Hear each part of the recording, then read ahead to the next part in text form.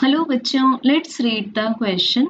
An AC source is connected to a capacitor. The current in the circuit is I. Now a dielectric slab is inserted into the capacitor. Then the new current is.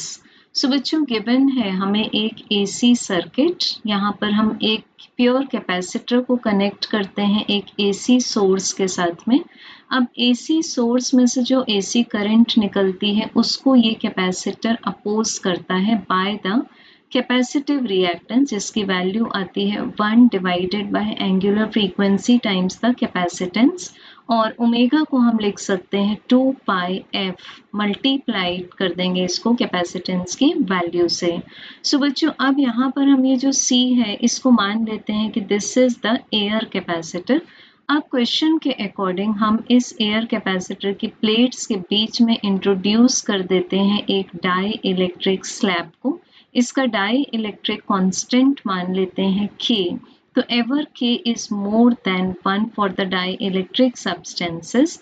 अब जो हमें capacitance मिलेगा उसको हम represent करेंगे C medium से, that will be K times of the capacity in air. So definitely हमें जो अब कैपेसिटेंस मिलेगा in the presence of dielectric medium that will be more than the air capacitor. So बच्चों अब हम देख सकते हैं अगर 2 पाई एंड f कॉन्स्टेंट्स रहें तो फिर जो कैपेसिटिव रिएक्टेंस है वो कैपेसिटी की वैल्यू से इन्वर्सली प्रोपोर्शनल होता है।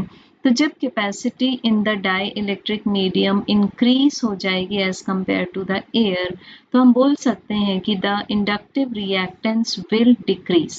अब इंडक्टिव रिएक्टेंस बेसिकली क्या है? Opposition to the flow of AC current. So जब ये रिएक्टेंस कम हो जाएगा तो हम बोल सकते हैं कि जो एसी करंट आई है वो इंक्रीज हो जाएगी। तो हमें करेक्ट आंसर मिलेगा option number B. Thank you.